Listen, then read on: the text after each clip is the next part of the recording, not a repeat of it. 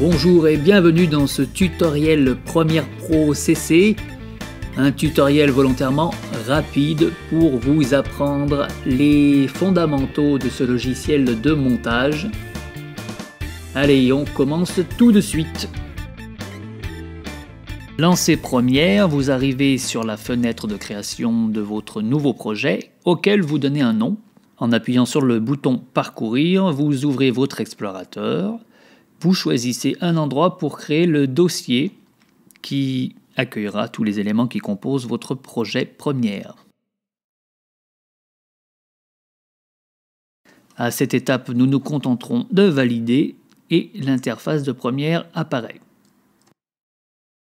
Vous constatez que Premiere est organisé en 4 panneaux que j'active ici en cliquant sur chacun d'eux. Et dans chaque panneau, vous constatez la présence de différents onglets. Alors, à quoi correspondent ces 4 panneaux? En haut à gauche, vous avez le moniteur source qui vous permet de visualiser les différents fichiers vidéo qui constitueront votre film. On les appelle les rushs en anglais ou les chutes en français. Sur le moniteur de contrôle à droite, vous visualisez le rendu du montage de votre film. En bas à gauche, à condition que l'onglet de votre projet soit activé, vous pourrez importer les différents éléments multimédia qui composent votre film, à savoir le son, l'image et la vidéo. Vous montrez donc ces différents éléments sur la table de montage en bas à droite en utilisant ce qu'on appelle des pistes, ce que nous verrons bientôt.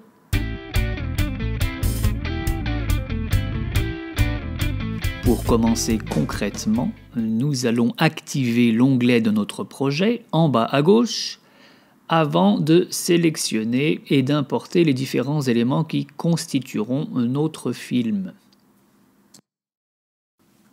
Pour l'exemple ici, j'opère un cliquer-glisser de 2 fichiers vidéo. Ensuite, je choisis 2 photos qui agrémenteront mon montage. Et enfin, un fichier son.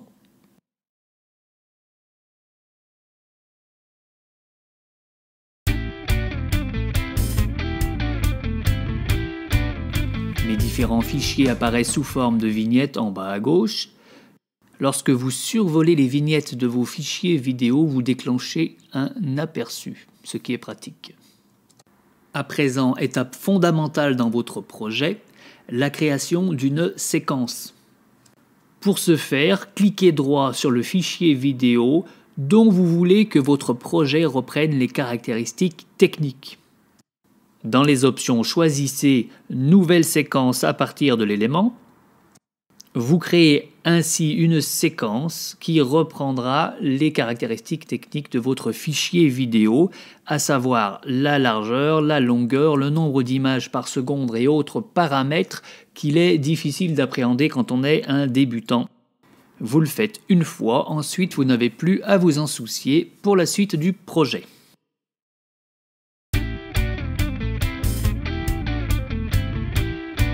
Dans la table de montage, je vais supprimer le fichier vidéo qui a servi à créer ma séquence. Voyons à présent toutes les étapes d'un montage. Premièrement, en double-cliquant sur un fichier vidéo, je vais l'afficher dans le moniteur source.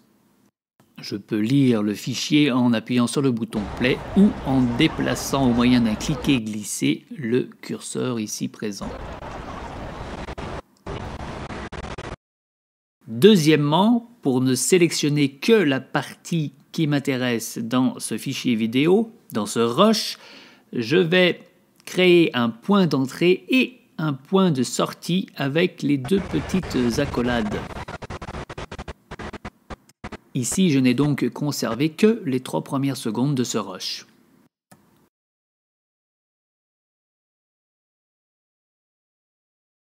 Troisièmement, j'opère un cliquer-glisser depuis l'image de mon moniteur source jusqu'à la table de montage.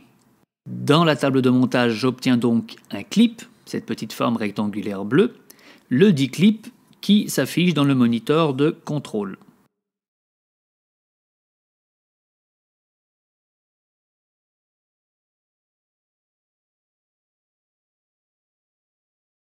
En haut ici, l'échelle temporelle qui vous indique la durée du clip. Le clip est constitué de deux éléments, un rectangle bleu clair qui est la piste vidéo et en dessous un rectangle bleu foncé qui est la piste audio.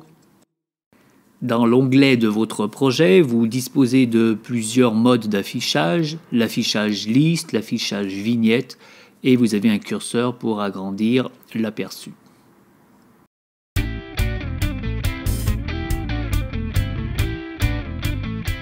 En positionnant votre curseur aux extrémités du clip, vous pouvez ajuster la durée de ce dernier, que ce soit à la fin ou au début, dans un sens ou dans un autre. On peut également désolidariser la piste vidéo de la piste audio d'un clip. On fait un clic droit, on choisit l'option rompre le lien, soit pour décaler l'une par rapport à l'autre, soit pour n'en conserver qu'une des deux. Je continue mon montage, double-clic sur un rush pour l'afficher dans le moniteur source.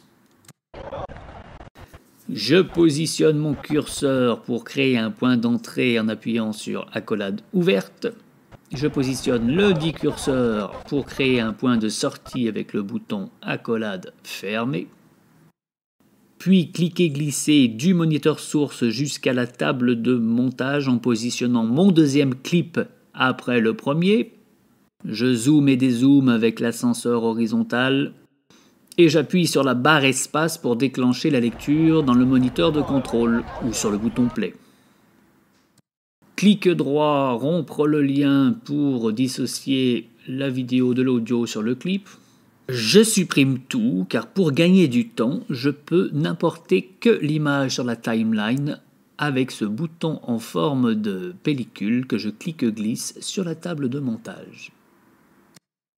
Pour importer une photo, même principe, bien sûr vous n'aurez pas à créer un point d'entrée ou de sortie. Je fais glisser le tout sur la table de montage. Il faut par contre adapter la taille de la photo au reste du projet. Clic droit sur le clip.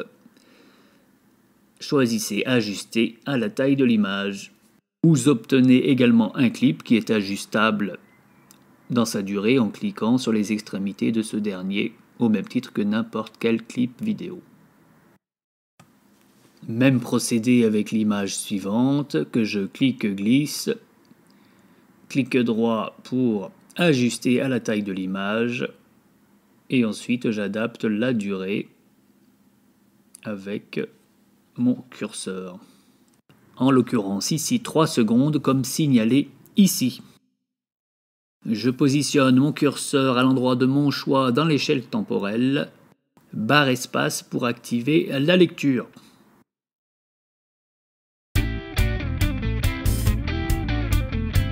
Pour insérer un fichier audio, double-clic, il apparaît dans le moniteur source. Après, même principe qu'avec un rush vidéo, vous définissez un point d'entrée et de sortie pour ne sélectionner que la partie qui vous intéresse. Par contre, opérez un cliquer-glisser depuis votre onglet Projet jusqu'à une piste audio de la table de montage.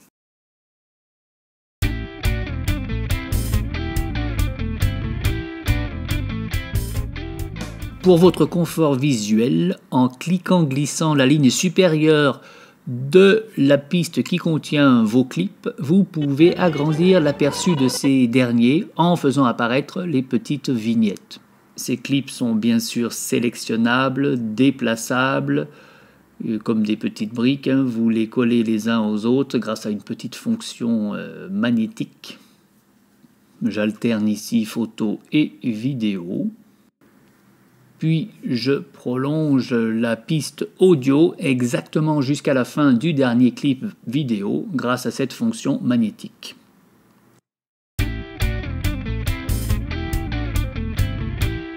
À présent, pour créer un titre dans votre projet, menu titre, nouveau titre fixe par défaut, une fenêtre avec les caractéristiques de votre projet apparaît, dans laquelle vous nommez votre titre, vous validez, et nous voici rendus sur la fenêtre des titres.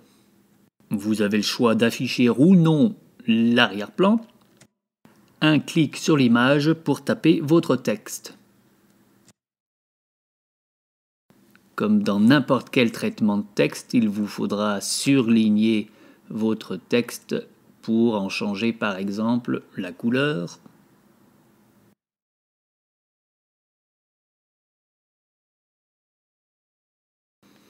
Dans ce dégradé vertical, vous choisissez la couleur de votre choix, puis cliquez sur la nuance de votre choix dans le carré. Ici, je prends du rouge. Classiquement, plusieurs polices de caractères sont disponibles.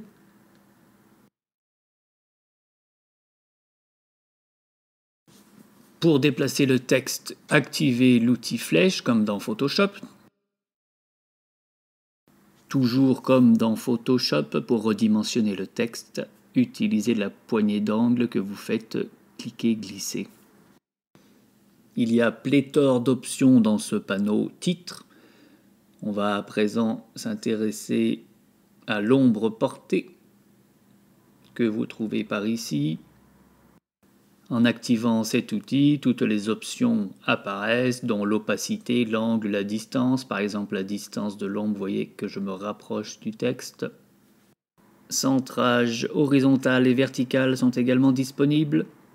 En bref, plein d'options que vous apprendrez à appréhender. Quand votre titre vous convient, il n'y a pas de bouton valider, vous pouvez fermer le panneau titre. Attention, votre titre apparaît dorénavant dans l'onglet de votre projet. Il faut le faire glisser sur la table de montage au-dessus des clips existants. Et comme avec n'importe quel autre élément, vous allez pouvoir en modifier la durée en glissant aux extrémités de son clip. Je vais vouloir ici m'aligner sur le premier clip vidéo, ce qui est facile avec la fonction magnétique toujours. Pour avoir un aperçu, je clique-glisse mon curseur dans la timeline, en avant, en arrière.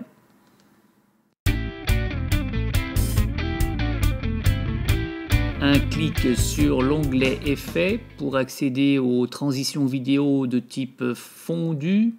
Transition vidéo, un petit clic sur la flèche pour développer. Et ici, nous trouverons le fondu enchaîné. Nous glissons l'effet à cheval sur deux clips. Vous voyez qu'il apparaît ici matérialisé par un rectangle marron. Apprécions le rendu dans le moniteur de contrôle. Même opération, cliquez, glissez vers la timeline à cheval sur deux clips. Contrôle du rendu dans le moniteur. Idem une dernière fois.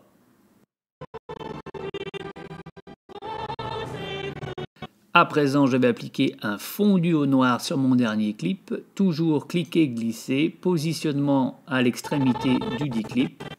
Et voilà ce que ça donne. Je positionne mon curseur en début de ma timeline, barre espace pour lecture. Avec son titre, ses transitions et sa bande son, mon tout petit film prend forme.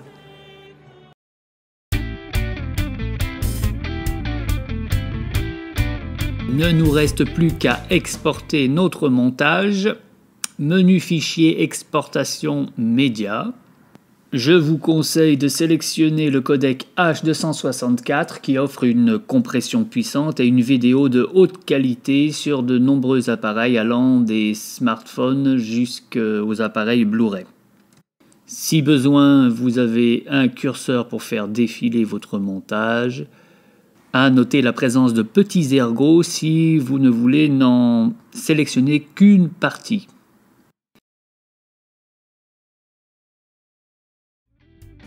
Appuyez sur le bouton exporter et bien sûr, suivant la longueur de votre projet, l'exportation prendra plus ou moins de temps.